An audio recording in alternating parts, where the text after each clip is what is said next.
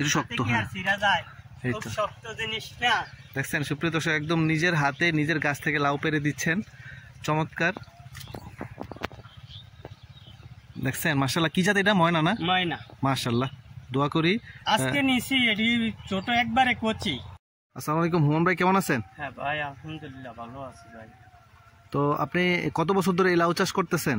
ভাই আজকে বাড়িতে আসছি প্রায় 11 বছর হয়ে গেছে। 11 বছর ধরে প্রায় চাষবাস করতেছি। আর পাটে একটু আপনার করি, মিস্ত্রি কাজও করি, আবার এই মাঝে এই সবজি চাষও করি।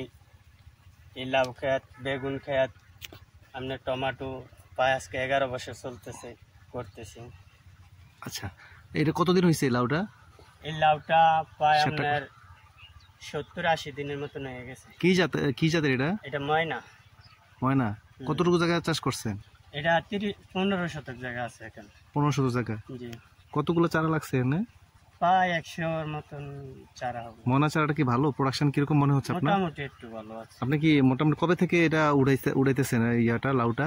প্রায় আজকে মানে আগাম পাইছেন মোটামুটি না? 10-15 দিনের মতন হয়। আচ্ছা আচ্ছা, আজকে কতগুলো বিক্রি করছেন? 45টা। কত করে বাজারে, নিমসা বাজারে এখন? 55 টাকা করে পাইছি। 55 করে। মোটামুটি আপনারটা মোটামুটি আগামী বলা যায়, মোটামুটি একটু আগেই ফলনটা ফলাইতে পারছেন, তাই না? জি মাশাআল্লাহ। তো আজকে 55টা বিক্রি করছেন না? জি। 55 করে। তো আপনি কিরকম মনে করেন যে কিরকম হবে আপনার ফলন? 55টা লাউ বেচাইছে এরকম তাহলে হয় 40, 45, 50। অন্য তো এই ভরপুর ভরে নাই গাছ। আচ্ছা আচ্ছা, মানে মিনিমাম কয়দিন পর পর কাটতে পারেন? আমার আবার ওই আগে পুঁই শাক ছিল, লাল শাক ছিল, লাল শাক বিক্রি করছি। বিক্রি করার পরে এরপরে আবার বৃষ্টি একটু ঝামেলা হয়েছে। এটা টাইম বরাবর আপনার যত্ন সেবা দিতে পারি না আর কি, নাইলে আরো আগাম হয়ে যেত। আচ্ছা, মানে মোটামুটি আর একটু আগাম করতে পারতেন, তাই না? হ্যাঁ, একটু আগাম করতে পারতাম। তো আপনার যারা নতুন আছে, কৃষির সাথে নতুন অনেক শিক্ষিত যুবক আছে, ধীরে ধীরে এখন কৃষির সাথে কাজ করতে চায়, কৃষি নিজেরা ফসল ফলাতে চায় এবং মার্কেটে এটা তো উৎপাদন করে মার্কেটে বিক্রি করতে চায়, তাদের উদ্দেশ্যে বলুন কিভাবে আপনি লাউ চাষ করেন? আমরা তো আপনার প্রথমত চারাটা একটু জায়গাটা কইরা তুলি, হালকা গোবর দিয়ে, এরপরে চারাটা উৎপাদন করার পরে আপনার সার মশলা দিয়ে সবকিছু রেডি করে। কি কি সার দেওয়া লাগে? হ্যাঁ, আপনার জৈব সারও লাগে, এরপরে আপনার টিএসপি লাগে, ইউরিয়া লাগে, পটাশ লাগে। কতটুকু করে দেন, মানে জৈব সার কতটুকু করে দেন? একটু জৈব সার 30 শতকে করছেন না? এরা এনে 15 শতক। 15 শতকে কতটুকু দিয়েছেন, কি কি দিয়েছেন? এই 10টা 2 প্যাকেট লাগে, একটা 2টা আপনার হিউম্যান 2 প্যাকেট, হ্যাঁ, এরপরে লেমুজিন 2 প্যাকেট, আচ্ছা, এরপরে আপনার একটা জৈব সার 5 কেজি ওলা ওইটা একটা, এরপরে আপনার 20 KG, 15 KG, 20 KG TSP, 5 KG, 4 KG এরকম পরিমাণ ইউরিয়া, এরপরে আপনার পটাশ হচ্ছে 15 কেজি। হ্যাঁ, এইগুলাই না? হ্যাঁ। কয়টা চাষ দিচ্ছেন এমনি এইগুলা আমার 2বার, একবার মাটিতে দেওয়া হয়েছে একবার, এরপরে দেওয়া হয়েছে আরেকবার, আর এমনি খালি সার দেওয়া হয়। আচ্ছা, এমনি আর পানি কিভাবে দিচ্ছেন? পানি কতদিন পর পর পানি দেওয়া লাগে এগুলা? পানি যখন আপনি দেখা গেছে যে মাটি একটু খরায় যাইতেছে তখনই পানি দেওয়া লাগে। যেমন আজকে 3 দিন হয়েছে আপনার পানি দিছি, উপরটা একটু ভিজাই দিছি, কেলটি একটু পাশ আছে। আচ্ছা, এর জন্য একটু কেলটা ভিজাই দেওয়া লাগছে। উপরটা তো আর ভিজায় না, সারটাও ধরতে চায় না। আচ্ছা, মানে মোটামুটি সবসময় একটু যেন স্যাঁতস্যাঁতে রাখার জন্য চেষ্টা করেন, তাই না? জি জি। আচ্ছা আচ্ছা, তো আপনি এই তো পরিচর্যা, তেমন কি বেশি কোনো পরিচর্যা আছে? আর এমনি কোনো পোকামাকড়ের কোনো ইয়ে আছে? পোকামাকড় তো অবশ্যই করে, এটার আপনার দেখতে হয়, ওষুধ দিতে হয়। আচ্ছা, পোকামাকড়ের, এরপর পচা, এরপরে আপনার আবার একটু করা টেকানোর জন্য ভিটামিন। কি কি ভিটামিন দেন এগুলো এখন? আপনার ওইটা তো নামটাও খেয়াল নাই। ভিটামিন, আচ্ছা আচ্ছা আচ্ছা, ফ্লোরা আছে, এরপরে আপনার পিজিএম আছে। আচ্ছা, ওইগুলা দেওয়া হয়। এগুলো কতদিন পর পর দেন এগুলা? এগুলা সপ্তাহে 10 দিনের মাথায় একবার পোকার ওষুধ, এরপরে একবার আপনার পচার ওষুধ, একবারে ভিটামিনটা দেওয়া হয়। আচ্ছা, আর আপনি এই যে পোকামাকড়ের জন্য আপনি কোনো এমনি কি যে জৈব সার ব্যবহার করতেছেন, এটা কি আসলে ভালো, উৎপাদনটা কি ভালো হচ্ছে জৈব সারের যে বিষয়টা? মোটামুটি আপনি জৈব সারের সবসময় নিজে উৎপাদন করতে পারলে, সময় দিয়ে নিজে উৎপাদন করতে পারলে, জৈব সার যে দোকান থেকে কিনা হয় এটার থেকে আরো উৎপাদন বেশি হয়। যখন আপনার যদি সময় দিতে পারতাম, আমরা তো সময় দিতে পারি না।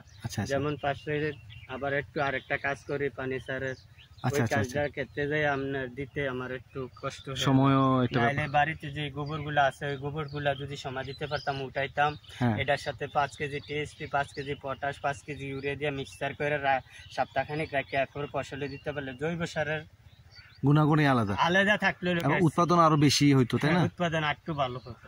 আচ্ছা, তো মোটামুটি আপনি তো বিস্তারিত বললেন যে এইভাবে চাষ করতেছেন, আপনি কিরকম আশা করেন এখন থেকে মোটামুটি ভালো ফলাফলের যে মোটামুটি এটা মোটামুটি আল্লাহ দিলে মোটামুটি আছে। আর রোগবালাই তো মোটামুটি আপনি ওষুধ সব ঠিকঠাক মতো দিচ্ছেন, তাই না? ঠিকঠাকই আছে।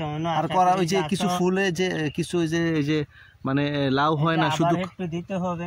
এই যে একটা পোকা দেখছেন, নিয়ম নেই, দাঁড়ান, এই যে একটা পোকা দেখছেন, এই যে আবার দিতে হবে, কিন্তু পোকাটা হারতেছে। এই যে পোকা হাঁটতেছে না? হ্যাঁ, এই যে এটা পোকা দেখছেন। হ্যাঁ, আবার এটা আবার একটু দিতে হবে পোকার ওষুধ দিয়ে, আবার একটু পচার ওষুধ দিয়ে, এরপরে আবার একটু ভিটামিন দেবো। আর যা সার দিয়েছি আজকে 4 দিন হয়। কি সার দিচ্ছেন আবার?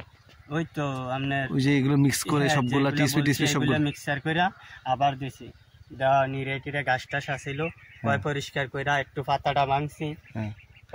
পাতা ভাঙছেন বলতে কোথায় পাতা ভাঙছেন? হ্যাঁ, আপনার ওই যে 2G 3G এরকম কিছু না, আপনার এরকম যখন পাতাটা বাতি হয়ে যাবে, লাল হয়ে যাবে, এই পাতাটা ভেঙে দিতে হয়।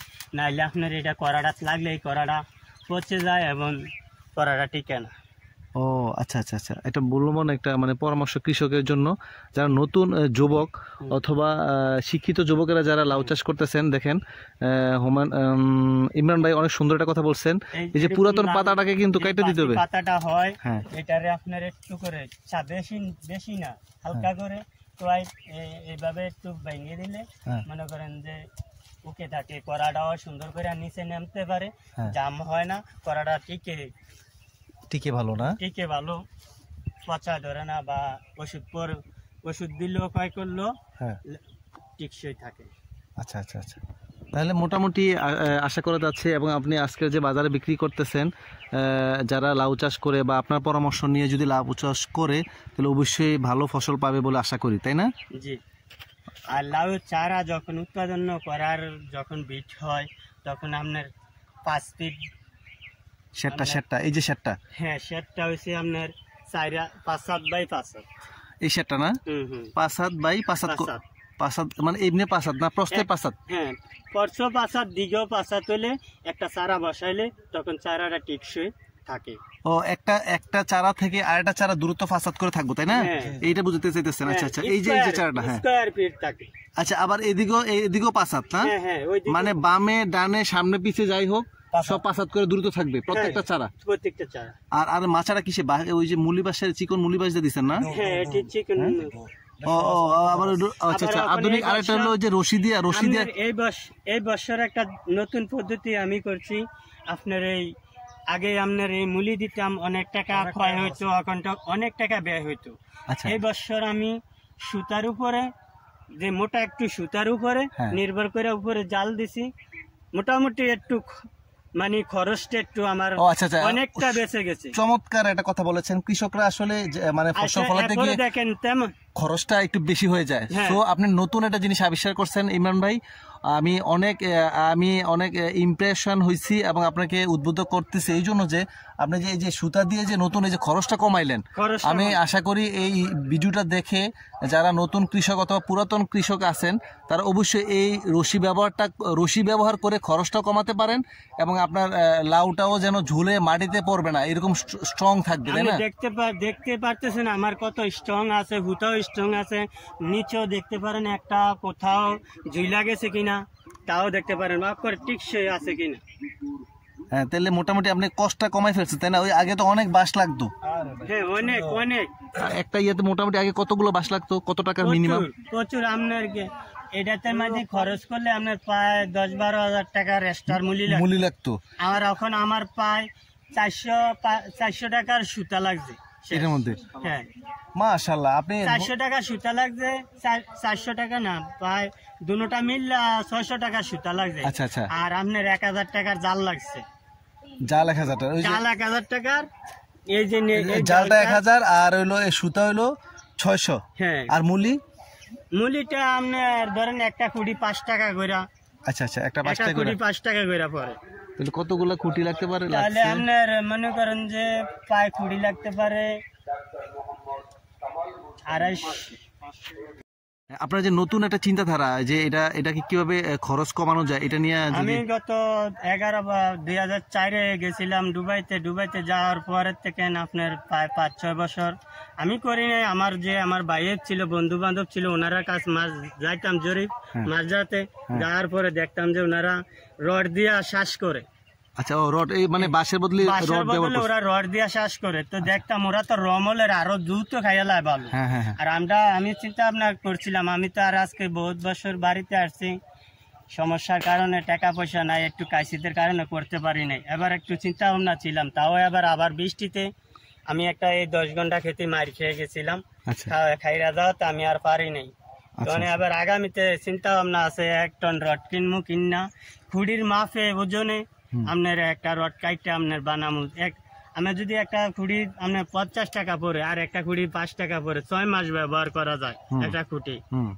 আর এই খুঁটিটা আপনি মিনিমাম 15 বছরও ব্যবহার করা যাবে। তারপর 15 বছর পরও যদি ব্যবহার করা যায়, এরপরে আবার আমি অর্ধেক মূল্য পাইতেছি, ভেঙে নষ্ট হয়ে গেল।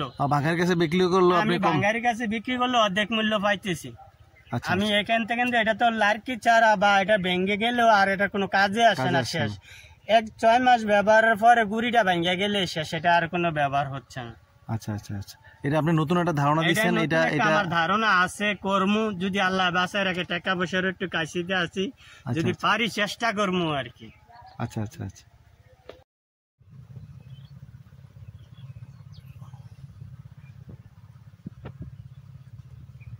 আজকে নিছিলেন না? একদম সুপ্রিয় দর্শক, দেখুন একদম আমরা জমিতে চলে আসছি, একদম প্রান্তিক কৃষক, এখান থেকে আমরা লাউটা সংগ্রহ করতেছি আমরা নিজেদের জন্য। আপনাদের যদি এরকম ফ্রেশ একদম জমিন থেকে লাউ লাগে, অবশ্যই কৃষক ভাইয়ের সাথে যোগাযোগ করবেন, আমিও চেষ্টা করব আপনাদের দেওয়ার জন্য। কি বলেন ইমরান ভাই? আপনি তো এটা কাশিতে মনে কাটেন না লাউগুলা? কাশি দিয়ে কাটি, কাশি কই আছে বলতে পারি না, এজন্য একটু শিখতে কষ্ট হইতেছে। আচ্ছা আচ্ছা।